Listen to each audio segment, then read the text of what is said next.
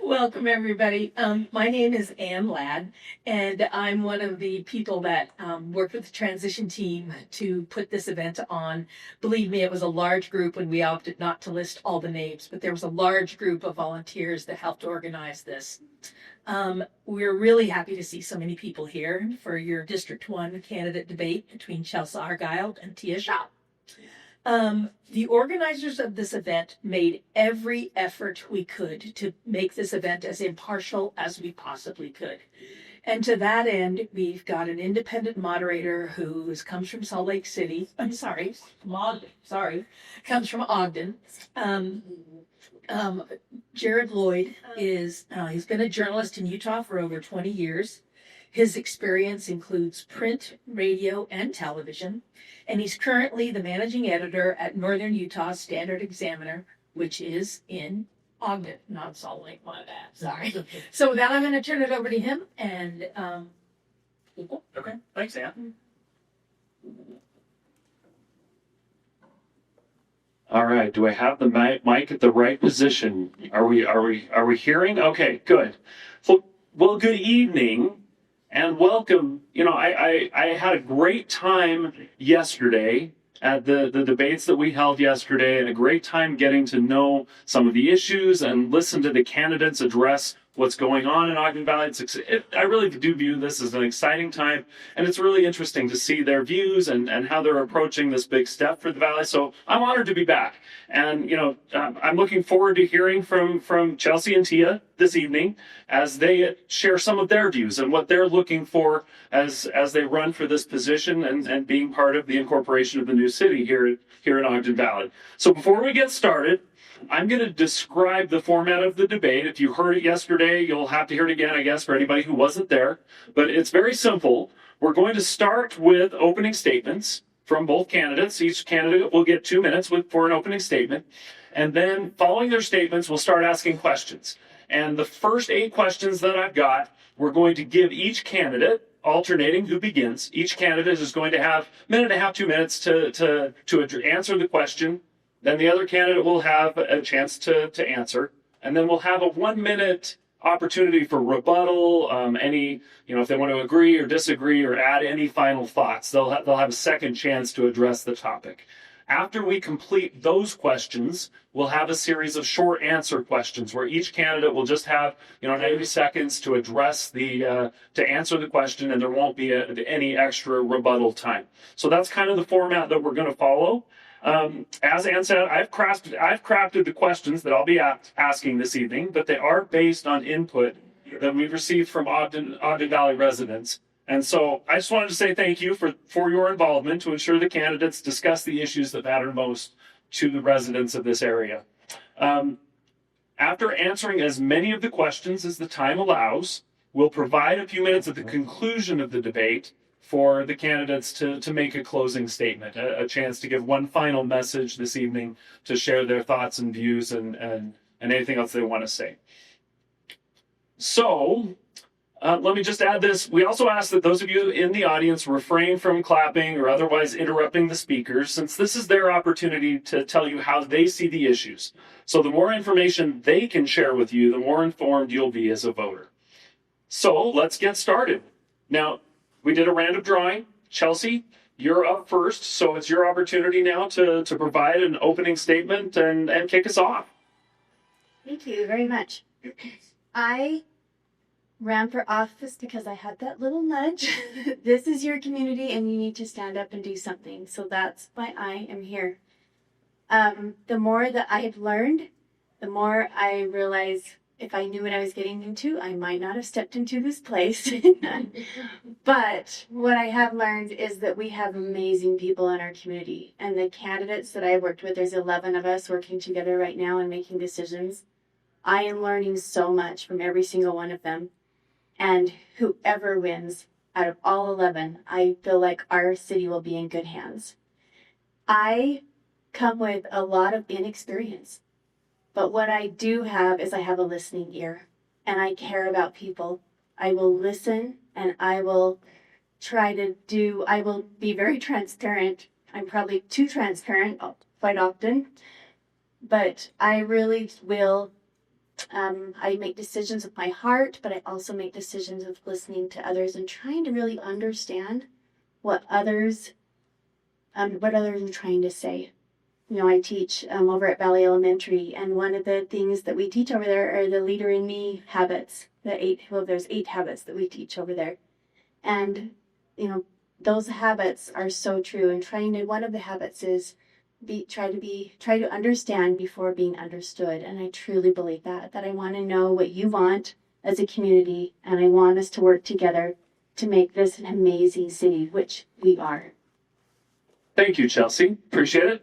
Tia, your turn to take the floor for an introduction and opening statement. 2 minutes. Okay, well, I am Tia Shaw. If you don't know, there might be some of you who don't know. First, thank you, Jared. Thank you, organizers. Thank you, people, for coming, taking time out of your evening to come and listen to Chelsea and I talk about why we feel this is so important. Like Chelsea, I felt the need to come and serve our community. I have just recently retired from a career as a school counselor, and that took a lot of my time. I wasn't able to serve in the community, and so I thought this was just a really good way to serve and maybe do some of those things that I wasn't able to do when I was working full time. I have 4 children, 5 grandchildren. My husband and I raised our children here in the Valley. And I'm going to mention this because I think it's important, simply because we have these roots in the Valley. So my husband is 5th generation here in the Valley. His ancestors were among the first to come into this valley. They came up, they grazed their cattle up here in the summer and eventually moved up here. And I think that's important because I had it asked to me when I was doing the podcast, what makes a person a Valley person? Well, it's not that we've been here for 37 years, or that my husband is 5th generation, or that we live on land that's been in the Shaw name for over 100 years. That is important. Being here a year or more, planning to raise your children here is important. That's what makes you a Valley person. But I just saw the 10 seconds. Am I up? But that's who I am. And thank you again for coming. Thank you, Tia. Appreciate it. So let's go ahead and get started with questions. And Tia, you're going to have the first opportunity to answer as we alternate back and forth. So I'm going to start out with a couple of broader questions and give you a chance to kind of express your views on some of the broad topics here. So my first question is that whoever wins the election will play an important role in setting the tone for the new city. So I want to start by asking what your top 3 priorities would be to allow you to hit the ground running and get started right away. Okay, good question. Thank you. We are going to be becoming a city in January. What's happening in January? It's snowing. Snow removal is going to be a top priority, and we are working on that right now. I'm so proud of the candidates who have come together, whether we win or not. We've come together to work together so that our citizens don't feel pain in this transition. We want it to be smooth. We want it to make, for them to not even notice, really. That's our goal. But the snow removal has come about because right now we're not able to talk to the county about it. And that's what makes the most sense, is having the county do our snow removal. They've been doing it all this time. They still have to do it up here for certain areas in the valley. Their facilities are up here, so it makes the most sense. But right now, we can't talk to them about it. So we're talking about it, and we're coming up with maybe contingency plans. Hopefully we don't need them. Also, besides snow removal, I think we need to get it right. So and the priority is to, I guess I mentioned it, I gotta stop. Make sure you don't feel the transition. Thank you, Tia. Don't worry, you'll have a minute to continue some of the other thoughts here in just a second. But let's give Chelsea a chance to respond to the question. Top 3 priorities to get to hit the ground running when things get going in January. Yeah, I think same. I mean, we've worked together, and the things that we've been focused on are making sure that we have everything up and ready for our roads, for our IT, even for our website, so that people know what's going on and where you're going to get things. These are all important, and we are working on them now. So they're going to be up and going. Even though we can't talk to the county right now, we have it ready. We have our RFPs ready to hand to them and let them look at it as soon as they will speak with us. And we're also getting proposals from other people. So that's in the works. So it's going to be ready to go. What I want is from all of you and from everyone in the valley, we need you. We need you to let us know what you want, and we need your expertise. We need to know what you already know and offer that to us. I am learning so much by the people that I've communicated with. Come together. This is going to be an amazing city, but we have to be one. It will be, the more we come together, the better this city is going to be. So all of those things are important that Tia has mentioned, and I've heard them at all the other debates also. And those will be our most important things that we work on, but we also need you. Thank you, Chelsea. Okay, let's go ahead and continue. You've got another minute to add anything further that you want to on this topic, just as priorities. So another priority is making sure that we have people in place. Like in a meeting, I learned that one of the first things we need is a recorder.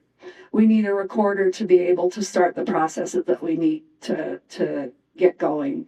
So that's another thing. But there's so much to do to set up this city. We're standing up a city from scratch. It's exciting. It's amazing. And it's overwhelming. But we're all willing to get in there and, pull up our bootstraps and get to work. So. Okay, thank you, Tia. Chelsea, anything further you want to add? You have another minute if you'd like. Okay. All right, let's move on to the next question. This is one that is slightly different than what I asked yesterday. So, Chelsea, you get the first shot at this one. But you guys are running to represent District 1. And so what I want to ask is, what do you view as the biggest challenge for District 1 specifically, and what does the new city need to do to address it? For our district, probably the biggest challenge is staying agricultural, keeping our fields, just staying like we are. We kind of like what we are. And that's our biggest challenge. And as a new city, growth is going to happen. There's already, so much that's already coming. But going forward, looking at it and not allowing growth that can't be supported, being able to support our agricultural farms and help them be able to survive, help our people that have land around them and, the older homes and they want to stay here, can they afford it? As a city, these will be things that I think will consider very much so. I want to keep it that way. And that's not easy. Is it possible? Yeah, if we work together. Okay, thank you, Chelsea. Same question for you, Tia. Biggest challenge facing District 1, and what does the city need to do to address that challenge? I think that Chelsea and I are going to do this a lot, but I'm in complete agreement with her. Liberty is out there. It's kind of in the mountains. We live in a spot where we have very few neighbors, and preserving that agriculture and that open space that we have is very important to me. And I think that's important to the people in Liberty. We have some things going on there, some things that are coming up that we will not be able to do much about. But as we move forward, I think are looking at what comes our way very carefully and what's in the general plan. I think the general plan is solid. What's in the general plan and going by that and honoring what we in Liberty have. Yes, growth will come, but I feel like we can responsibly manage that growth. Right now, I feel like it's just kind of getting out of hand. So, Thank you, Tia. Chelsea, I don't know if you have anything to add specifically on that challenge, or if there's any other challenges you want to address as far as what's facing District 1. Just want to give you that opportunity to add anything else that comes to mind. I think I'm good with that. I agree with Tia. Like I said, I think we're in there together. But we got. You have anything else you want to add on this topic? Or should we move on to the next one? I think what I would add for Liberty and probably for the whole valley is what Chelsea is saying. As a community, we'll be strong. As a connected community, and in Liberty, I feel like, and in the whole valley, I'll say that we know our neighbors and we know who each other is, and I think that kind of connection is important for us in Liberty. Okay, thank you. Go ahead and keep the mic because you get to answer the next question first here. So let's talk about leadership and administration, since both will be important as the city gets rolling. So what skills and experience do you bring that make you qualified to be elected to this position? Okay, well, I as far as city management, municipalities, I do not have experience in that. However, I am a retired educator, and as a school counselor, I feel like I did, hone in some skills that I think are important in this situation. As a school counselor, I needed to be able to actively listen to those who were coming to me and talking to me and needing some help or whatever it was they needed. I needed to listen to them. I needed to hear them and understand what it was that they needed. So listening skills are a thing that I have honed in on, and I feel like that will be really important as we go forward as a city, that we'll need to be able to listen to our constituents and hear what they need and try to serve them. And then collaboration was so important. As a school counselor, I needed to be able to collaborate with all stakeholders, parents, students, teachers, staff. We needed to come to a consensus on what was best. And then dependability. I need to stop, but I am dependable. Chelsea, same question. Let's talk skills, experience that you bring to the table if elected to this position. Okay. My skills are raising my 4 children, supporting my husband in his job, and now he has a new business that he's been getting lately. My skills are also in the last for 15 years I've been teaching. Once my kids were mostly grown, I started teaching and being able to manage a classroom of 29, 30 children at a time. This year I only have 25. That's kind of nice. But being able to listen with them and teach them to work together, and in a community, helping us be able to work together, to listen to each other, to take people's talents. That is one of my favorite things, is being able to take what one person is so good at and knows, and being able to help someone else pick up from that, and then they help each other.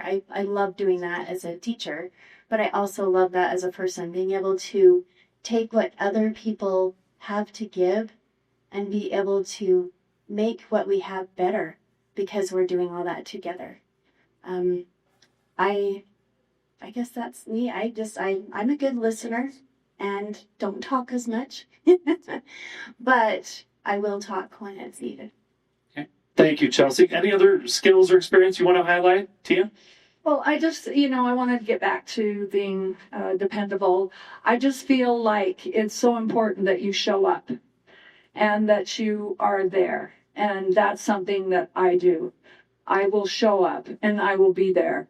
And I will put in the time that is necessary. I am not, like I said, a city planner, but I'm learning lots. And the fire hose is open now. But I'm willing to take the time and put in the time for our city to make it a place that our citizens are proud of. Thank you. Tia, Chelsea, any other skills experience you want to highlight? Yeah, Tia, when you said that, I thought about education.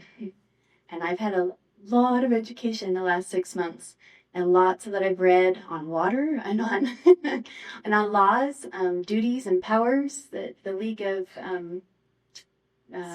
Cities and Towns, has put out. And wow, my eyes are being opened, and it's great. I'm getting a whole new education, way different than my master's.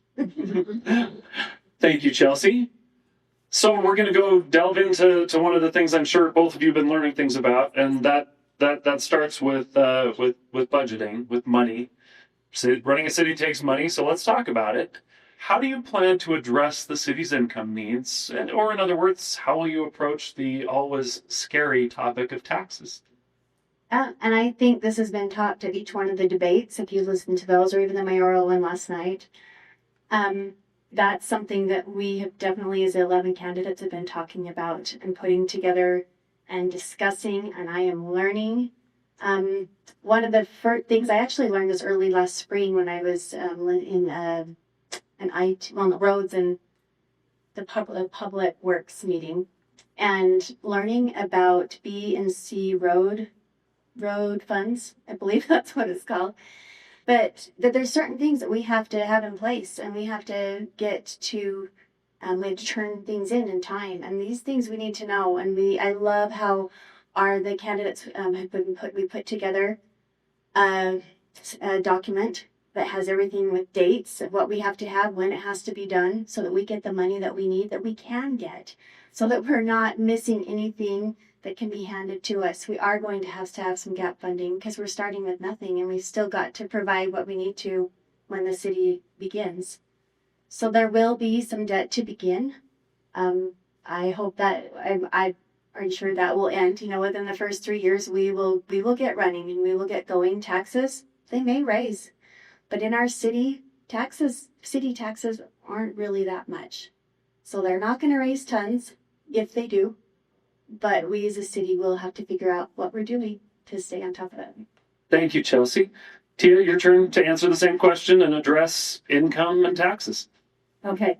I just wanted to say I had someone talk to me when we were doing our open houses or whatever they were. We were over here. They came and showed me their city taxes. We don't have city taxes. If you look at your tax thing, there are no city taxes on there. But he showed me his city taxes. It was $10. It's $10, okay?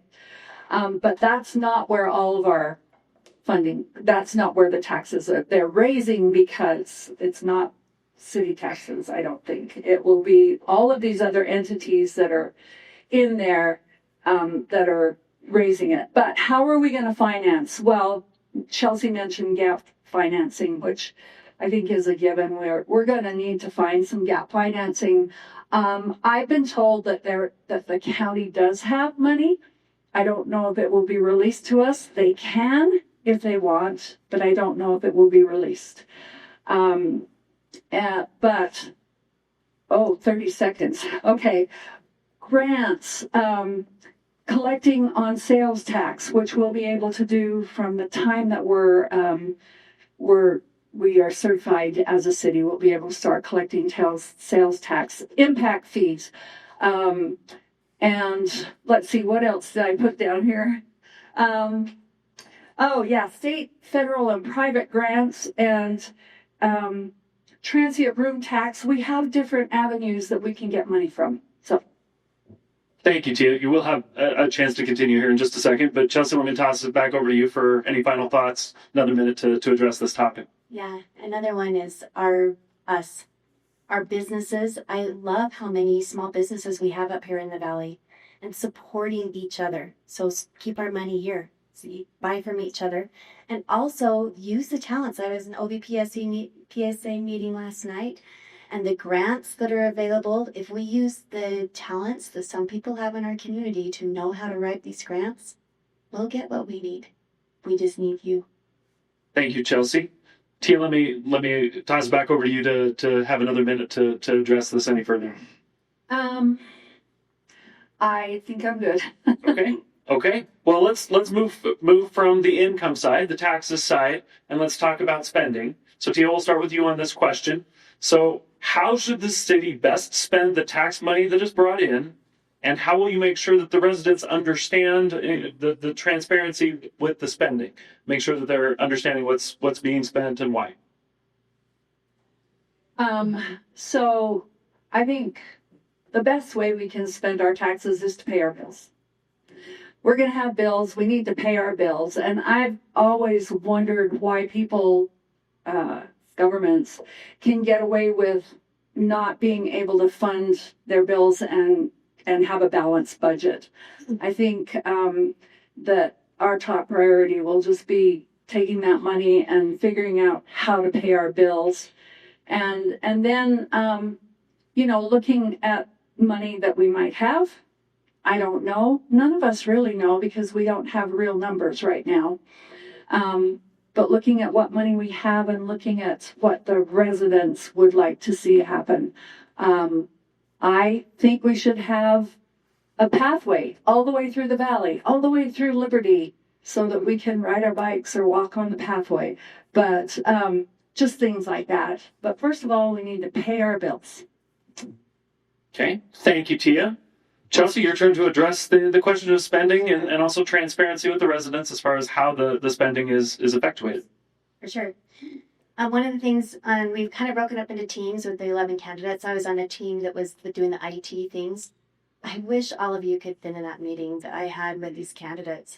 We want you to understand exactly what we're doing.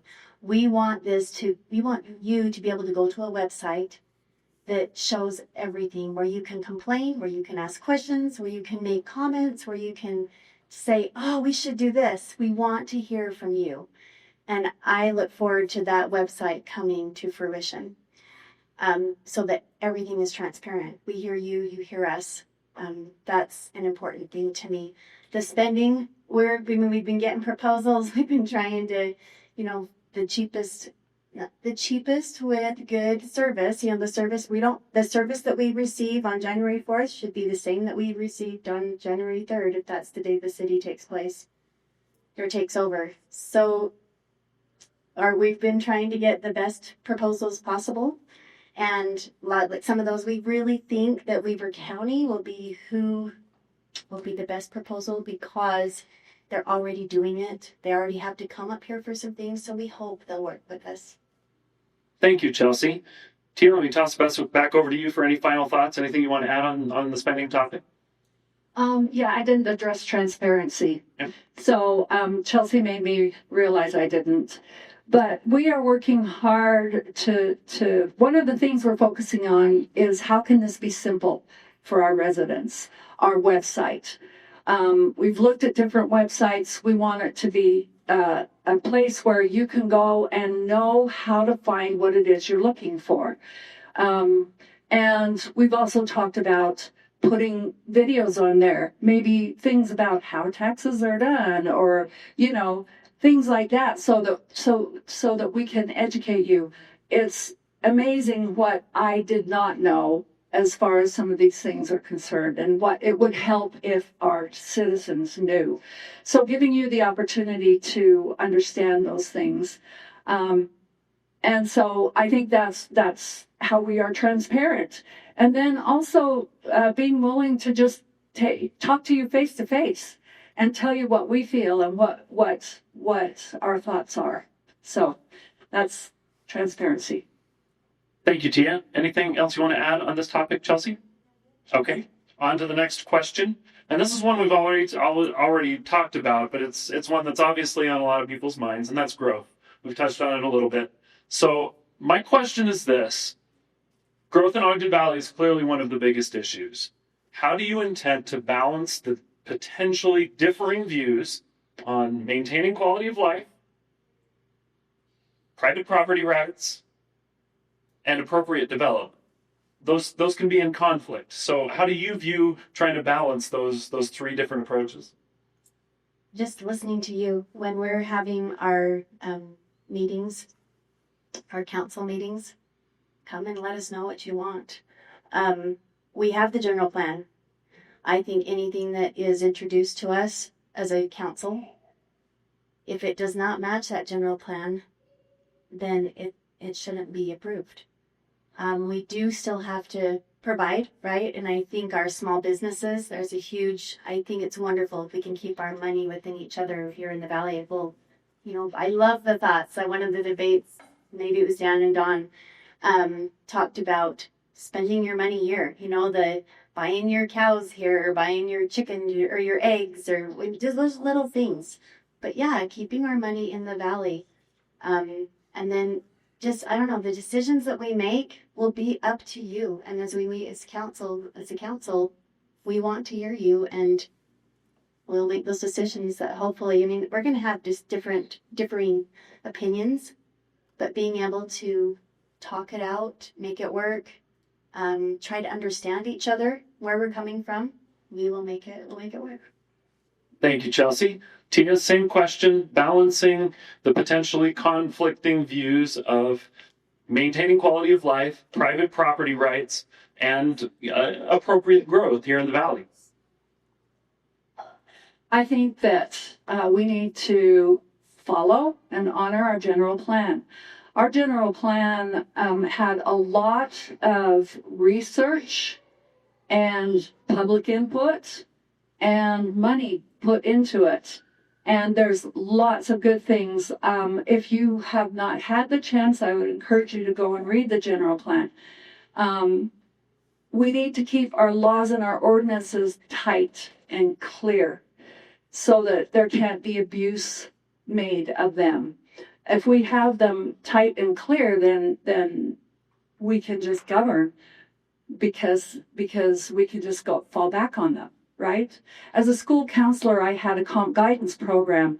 I had to put in how I was following that program.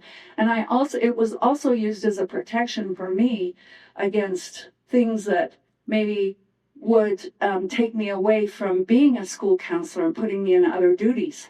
So I think that if we have the laws and the ordinances written tightly enough, and clearly enough, we will not have to worry about balancing that because it will honor everyone.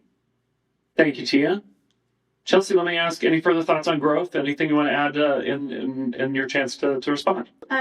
With the growth I agree with you on the laws. And this is something that I've learned is, sure, we have a general plan, but the county hasn't had to stick by it because there's not laws and the codes that have been written to keep it that way.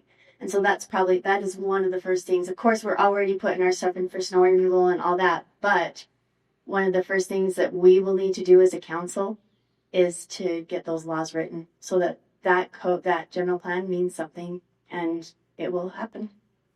Thank you, Chelsea. Anything else you want to add, Tia? Yeah, I'd just like to say about the general plan as well, there's been a transition team working on this for a year and a half or whatever, a couple of years. They've been working on this, encouraging people to look at it, put their input into it so we can hear what the people think about this general plan. And we as candidates, I'm on the land use team. We've broken off into teams and I'm on the land use team. And we've been reading through it and putting our input into it. Do we need this? Do we not need this? Just in the general plan. We're not going to rewrite it, but there are things that we want to make more valid for today. So again, the general plan is a document it's something that will protect us. Thank you, Tia. Okay, we were just kind of touching on this. And so this next question, again, one I think that both of you probably anticipated. There have been plenty of challenges between Ogden Valley and other local and state governments, particularly Weber County. That's something I've obviously learned a lot about, some of the challenges there. So Tia, let me start with you. How do you plan to work with the county specifically, but also, with other state or other local city governments? What needs to happen there? Well, I think this is where I can put my skills of collaboration and listening to good use. Building relationships. This is something I had to do in my career, is build those relationships with people. And this is what we're going to need to do, is build our relationships with the county, with other municipalities. We're going to have to be able to build those relationships. And I think that I have those skills to be able to do that, to go in and work. You know, my husband and I are emergency preparedness coordinators in our stake, and we work with Weber County emergency people, and I don't see any problems working with them. They'll work with us. So I think that once we find out who's elected, we're going to have the doors open to us, and people will be working with us. Thank you, Tia. Chelsea, same question. Obviously, Weber County, the interaction there, and also other governments. What needs to happen, and how would you approach them? We just need to listen to each other. We need to be heard, but we also need to listen and try to help be understood. I am not a contentious person. My husband will tell you that I have not argued, or I don't know if I've raised my voice or not, but I'm pretty calm when I'm speaking with others, and I think that helps to keep a situation calm. Okay. Thank you, Chelsea. So, Tia, anything further on that, or anything? The other part of the question was also other state governments. Obviously, Weber County is probably the main one, but with the state or other cities, what needs to happen to develop those relationships as well, or anything further you want to address on this topic of working with other governments? Well, the only thing I'll say is that we have already been reaching out to other cities and talking to them, getting input from them, seeing how they can help us. So we're already doing that. And I think that's important. We're learning some good things from them. Chelsea, anything else to add on the topic of working with other governments? No, yeah, I think we're already kind of starting, and we'll keep that going forward. Okay. So I'm going to ask this question. This is one that I saw many residents bring up, and Chelsea, it goes to you first. When people are talking about stuff, and they've expressed concerns about conflicts of interest, which could have to do with legal, with lawsuits, which could have to do professional, with business, business relationships, or personal with, individual connections. So this is a two-part question that I want to just give you guys a chance to address straight out. First of all, do you have any conflicts of interest currently? And secondly, if elected, how would you handle your duties if you did run into some sort of conflict of interest? As far as I know, I don't think I have conflicts of interest. I've heard some of the candidates say, I'm not a realtor or whatever. My husband is a realtor. My husband does property management. He doesn't sell anything. And I'm not sure if there was something there that was conflict of interest with something that came to the council. I would definitely let it be known and walk out, or whatever the protocol would be there, for sure. But other than that, I think there will be conflicts of interest, I think, on certain things that come to our council meetings. I think we just be open and honest, and it's not a problem. Okay. Thank you, Chelsea. Same question for you, Tia. Any current conflicts of interest to address, or how would you handle it if you did encounter a conflict of interest if elected? I don't have any current conflicts of interest. My husband and I own our property, and we own, I guess my husband does with his 6 siblings on a piece of property that's next to us. I just lost my mic. Yeah. But I can talk loud. I think we have a dead battery. Yeah, we'll get you a different mic. Do you want me to keep talking or a different mic? Let me afraid your mic. Okay, there we go. But no, I don't have any conflicts of interest. I don't have anything that would persuade me to vote a certain way. So that's one of the things I would think is a conflict of interest, is something that would kind of influence me to vote a certain way. I don't have anything like that. As far as if they did come up, because I think Chelsea's right, I think they could come up, then that's simple. You recuse yourself. We have a 6 city council, and a week mayor. So the 5 council people are the ones that are going to be voting. And if you come up with a conflict of interest, you recuse yourself, and then the mayor can step in and vote. It's set up that way. So anyway, that's my answer. Okay. Thank you, Tia. Chelsea, any further thoughts on conflicts of interest? I know it's just something that's been brought up a lot. So, Good, thank you. okay. Tia, you good? Okay. Well, let's move on.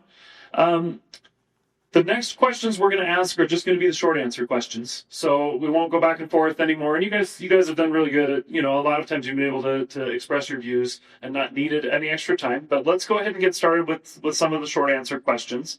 So Tia, we're going to start with you. We've been talking about the general plan, and you touched on this, but I want to make sure it's quite clear as far as the general plan goes. Does it need to be revamped? Do you need to go in and make big changes? And why or why not do you see that either it does or doesn't at this point? Yes, it needs to be revamped. No, we don't need to make big changes. Why does it need to be revamped? Because if you read the Ogden Valley General Plan, you'll see it includes the canyon. The canyon is not part of our city. There are things in there that need to be removed because they're not part of our city. We have data charts in there. We have maps. Those need to be updated. And then some of us have put input. We've been getting input from citizens. We're going to be looking at that and seeing what they are thinking about some points in the general plan that we want to discuss more. And so, no, I don't think the general plan needs to be completely revised, but we do need to update it. So. Okay, thank you, Tia. Chelsea, your turn to address the revamp or major changes that you think need to be made to the general plan. Yeah, I'm with Tia. We do need to have it be not include the canyon, Powder Mountain. I just do the little things that the people in the community have asked to have done. Excuse me. But I think we need to spend a lot of time writing the codes and the laws so that they will support that general plan. That's where the time and the efforts need to go. Thank you, Chelsea. And you actually led right into my next question, which was about zoning, because that's obviously going to be something that's also a big deal. So the city will have to make decisions about zoning. Do you believe that there are how should current zoning areas be handled? And do the zoning, the way it's set up now, does that need to be changed? From what I understand in the general plan, I would like to leave the zoning how it is in the general plan. Laws and codes do need to be written so that it can stay that way. I also am for people who own land to be able to use the land with the rights that they have. But I would keep the general plan pretty much how we have it and try to write our laws and codes around that. Okay. Thank you, Chelsea. Same question for you, Tia. As far as zoning, how should current zoning areas be handled, and should any be changed? I think with the current zoning that I've been looking at, I don't see any reason to change it. And so I think we should keep the zones as they are. Something might come up. We might have to look at them, and that will be happening in the future. But for right now, I think that our zones should stay the way they are. Okay. Thank you, Tia. You get the next question as well. So the next question I'm going to ask is one that I've also seen brought up, and I'll be honest, I don't know how big of an impact it has on District 1 specifically, but I know that in a lot of areas of the state, including the Valley, short-term rentals are a concern, or at least, there's benefits and challenges. So how do you believe the city should address those benefits and challenges that come with short-term rentals? Well, one thing that I am finding is that, like with my children, they can't come into the Valley because it's too expensive. So if you think about short-term rentals, ADUs, those could be a way for retired people or young families to generate some money. And so I think that that short-term rentals would be all right in those circumstances. I don't think short-term rentals are all right in using them in, for, like, I don't agree that somebody can live in another state or another country and just come in and buy up land and use it for short-term rentals. That just destroys neighborhoods. How can you have a community when people don't actually live there? So I think that short-term rentals need to be tightened up and regulated. I don't think they're being regulated very well right now, and that they can be used, but responsibly. Okay, thank you, Tia. Chelsea, your turn to address the short-term rental question. Yeah, I think that short-term rentals can be used, and I think they can help bring income into our valley, the transient tax. I personally would rather have some short-term rentals than hotels in a couple of the spots where people wanted to put up hotels. I want people, we want people to come. We want the tourism that will also bring in income. I do think it has to be regulated. I think that we would be able to to get money out of that. Is that word? Monetize. Thank you. Yeah. Monetize that. But it does need to be regulated so that it's not ruining neighborhoods and neighbors. I mean, if you know that that's next to you, then it's not being done well. And ADUs, I think, are a good thing. I think they're so good to do for people who are trying to keep their homes and their lands. I have a sweet lady that lives in my basement, and I love it.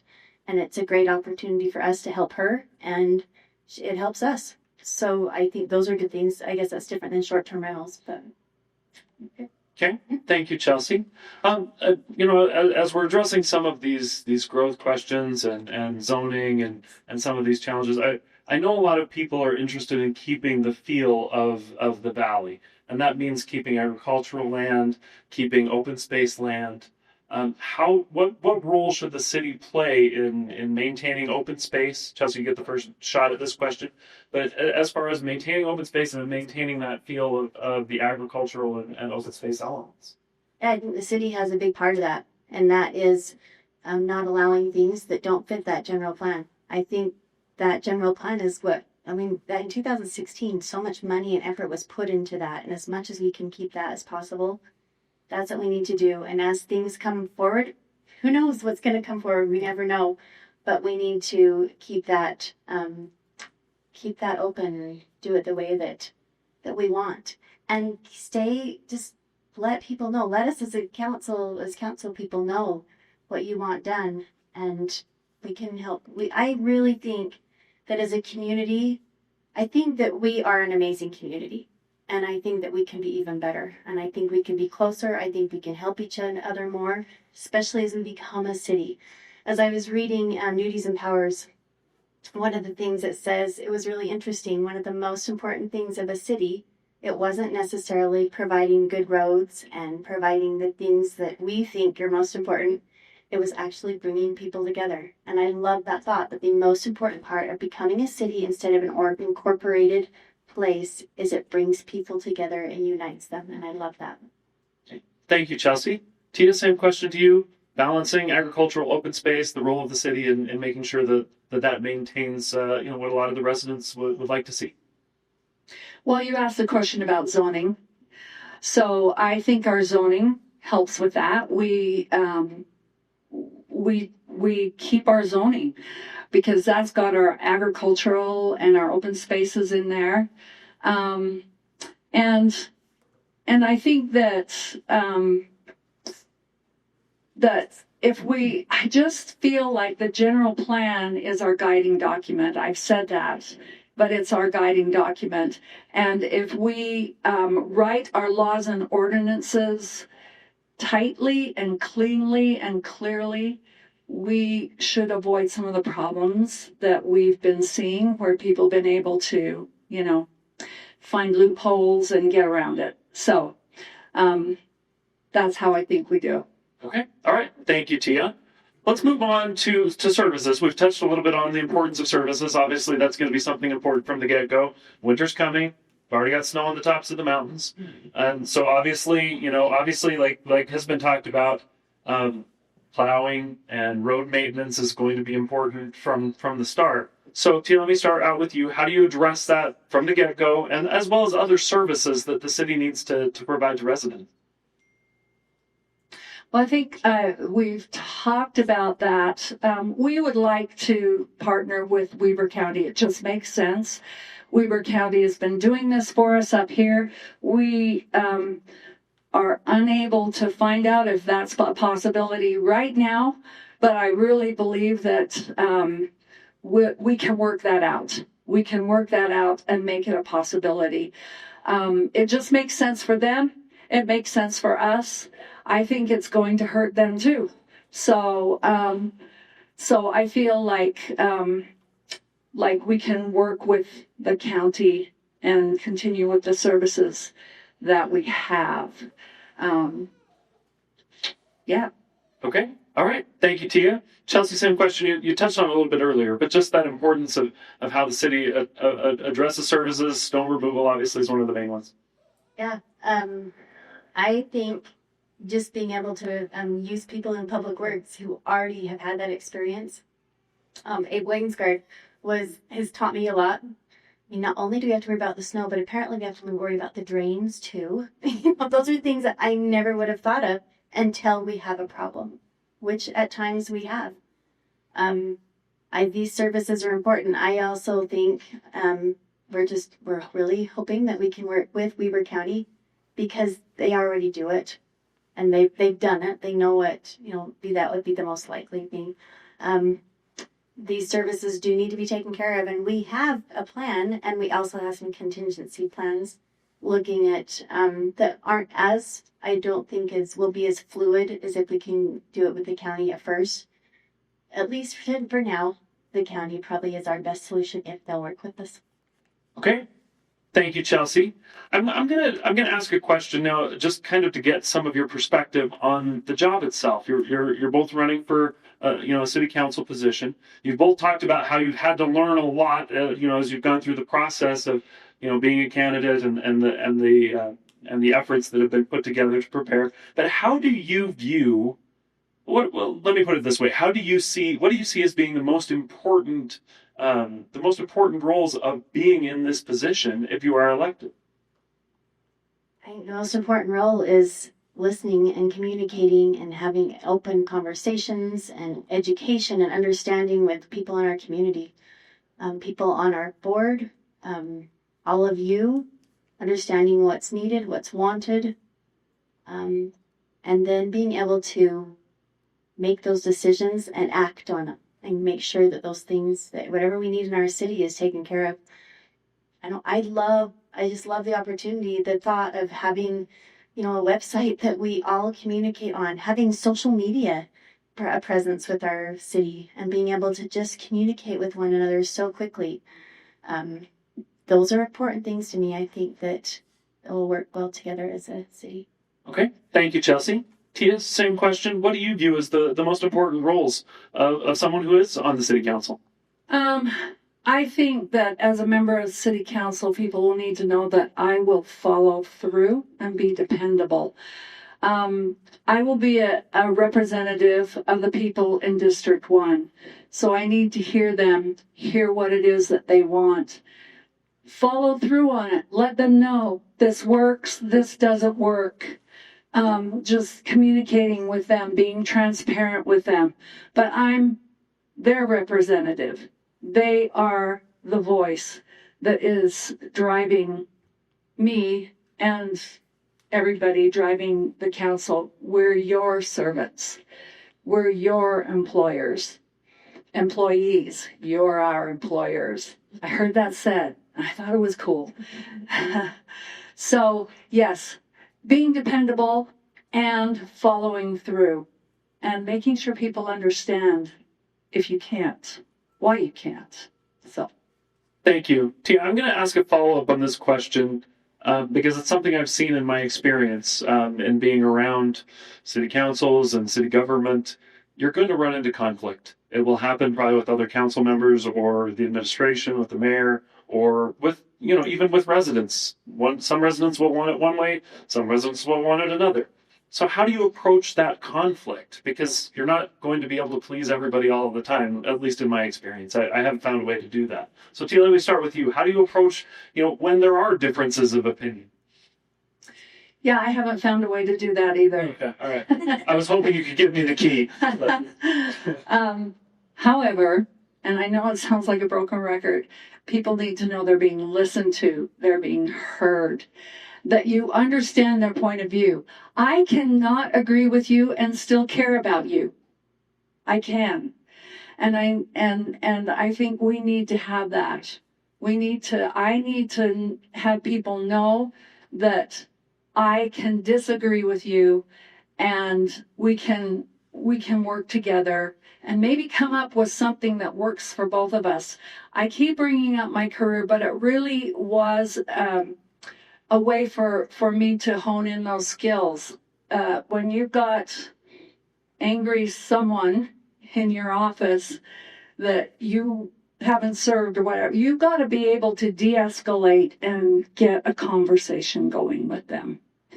And that's a skill that I've used. Thank you, Tia. Same question for you, Chelsea. How are you going to deal with the inevitable conflicts unless you figured out how to avoid them completely? Because if you have, tell us all how to do it. Well, just today, we was a conflict over recess. What were they fighting over? I can't remember. I do this all the time. But build relationships. I'm not always going to agree with everyone. They're not always going to agree with me. We will have relationships, and we need to figure out win-win situations. And that takes listening. It takes trying to understand where they're coming from, trying to put myself in their shoes, and then just build relationships. And I do that with parents all the time, with children that I have. If I have built a relationship with the parents and the child, usually, then there's conflicts that come up in those situations too. Usually they can be figured out. We can work something out in a win-win situation. Okay. Thank you, Chelsea. This is one that a lot of people bring up. I know there's some things in the works, but I'm going to bring it up and let you guys address it. Chelsea, you get to address it first. But it's the name. The name of this new city is on a lot of people's minds. And so how do you think the naming should be addressed? And do you personally have any preference? I know there's people working on this name, and I think that's wonderful. Put it out to the community. I think it's up to the community what our name is. I personally, I'll put it out there. I like Ogden Valley. And when people ask where I'm from the valley, and I know it has Ogden with it, but that's okay. I love where we live. There's also Huntsville, Eden, and Liberty. And I learned very early on when I married my husband from Huntsville that my brother-in-law from Liberty did not want a Huntsville shirt. So I also know that there's very individual people, but that will be the community. I think that committee that is already together working on getting ideas for names, if you have an idea, put that name out there. Okay. Thank you, Chelsea. Tia, same question. Got to address the name question because a lot of people are talking about it. So what are your thoughts and do you have any personal preference? Well, last night I heard Kay Huglen say, I wish people would put as much energy into standing up the city as they are into naming the city. I have to tell you, we as candidates, I don't think we've thought too much about it. We have so many other things we are thinking about. But what I think is it should be the voice of the people. I think it should be a ballot initiative. I think that people should be able to vote on this. I know that there's a committee that is out there that is doing a survey. I want to make sure that everybody has their voice put in. And I want to hear from everyone about the naming of the city. Now, for me personally, I'm with Chelsea. This is Ogden Valley. This is our Ogden Valley. And for me personally, my vote would be to keep it Ogden Valley. But I'm not the only vote here. And so whatever the people want, whatever the people think is important, yes, of course. There's a lot of history behind Ogden Valley, and I know they don't like that Ogden is called Ogden and we're Ogden Valley, but Peter Skeen Ogden was here first. He saw this valley and loved it first, I think. And so we are the valley, we're Ogden Valley, and there's my 2 cents. Thank you, Tia. Just the last couple of questions here, and the next one's kind of the big picture question. And Tia, you get to start addressing this one.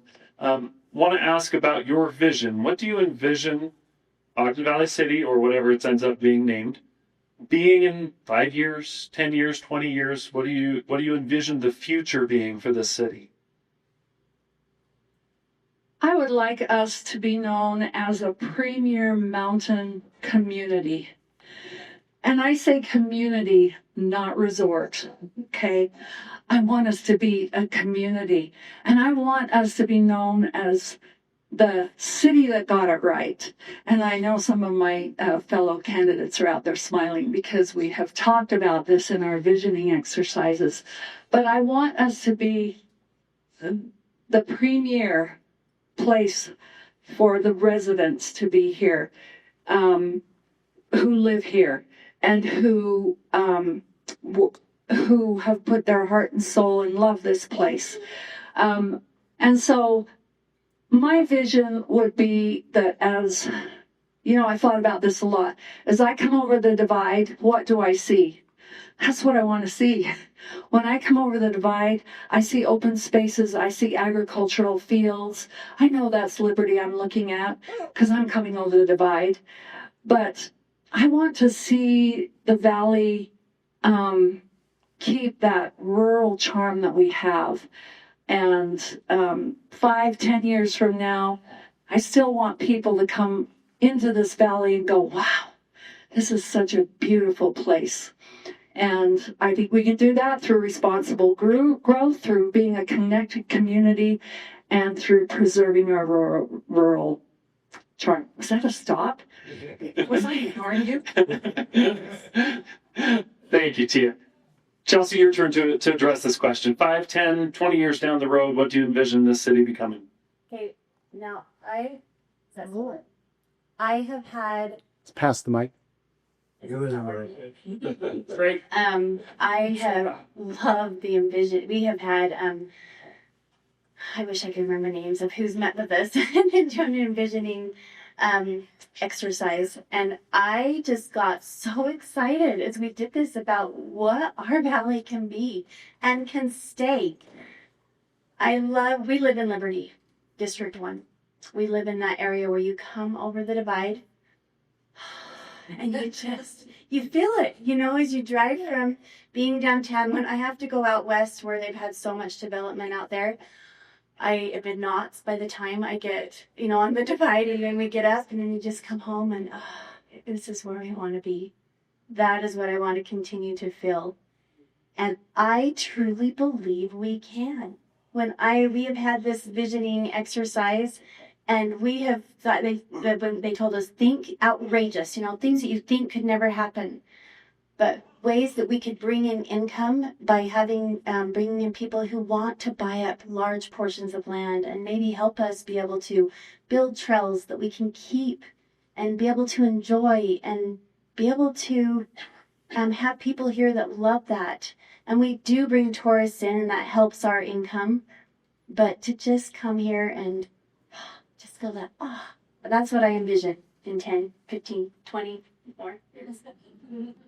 Thank you, Chelsea. So I'm going to wrap it up with one last question, then we'll go to the closing statement. But this is my question here. You're running for a position on the council, and so I want to give you a chance to address specifically what you think differentiates you, as far as what gives you, you know, what differentiates you from your opponent and in this race, and an opportunity to address that. Chelsea, you get to start on this. Okay. I'm pretty sure I'm the only candidate that has said this many times. From the second that we both realized we were both running, I was like, oh, well, Tia will do a good job. I can vote for Tia. And I have felt that way. If I am voted in, so then why don't I drop out, right? If I think vote for Tia. I am here because I have felt that nudge, and I'm going to do the best that I can to make this city great by you helping me and me helping you. But if you vote for Tia, I will help Tia too. Thank you, Chelsea. Tia, your turn to respond to that question. Well, I think this is a hard one. You know, Chelsea and I are pretty much on the same page. Whoever you vote for is going to be your best candidate. I really am serious about that. I think the only difference between us is that I'm retired now, so that does give me a little more time, and we need it. We need the time. So I think that's the only difference. But whoever you vote for, I think you're going to win. So. Thank you. Appreciate that, Tia. And so we're going to wrap up the debate with a chance for final thoughts. You've got a couple minutes to just address anything that comes to mind, anything you want to say in your closing statement. Tia, we're going to start with you, and then Chelsea will get the opportunity. Okay, well, first of all, I would like again to thank you, Jared, for taking time out, and for the organizers for making sure this happens. For all of you, I really do appreciate you taking time out of your evening to come and listen to us. I think it's important, though, that we understand, now that I have been involved in this and seen that we have a voice, we need to use our voice. We need to use our voice. And you know, in Utah, there's this thing called the Sunshine Law, which I just learned about. I'm learning so many good things. And the Sunshine Law means that all of our meetings are open, and we give notice of them. And so I have been guilty in the past of not going to meetings, and that's my fault then, because I don't know what's going on, and whatever happens, I have to accept, because I didn't go and give my voice to that. So our meetings will be open. You guys can let your voice be heard, and we're there to listen. So I am the choice for your voice. Perfect. Is that okay? It is working. We're kind of talking to the choir because you're here. So go out and tell your neighbors, tell your friends, get involved, know what's going on, step up, get involved in our parks, get involved in our recreation, get involved with your neighbors, know what they want. Just come out and help us in our community. Buy from one another. We have lots of small businesses here. We are going to succeed as a city, but the more that people come out and they share with one another and we help one another, it's going to be even greater. So just come out. And like we said, we're talking to the choir because you're here. So go out and let others know, yes, get involved, and encourage your children to get involved. I personally would love to have a competition at the elementary to see what their ideas are for a new name, but get involved. And that, you know what, you can get involved by coming to my classroom to volunteer.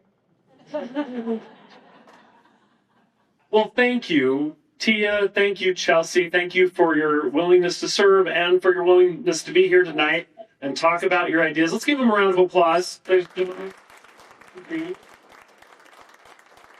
also want to say a quick thank you to the transition team volunteers, help us out with the timing, with videography, putting this together, and a chance to hear the ideas that these two candidates have for their district and the opportunity they have to serve. And absolute pleasure being here with you guys this evening on the stage. Appreciate it. Thank you, everyone, for being here, and have a good evening.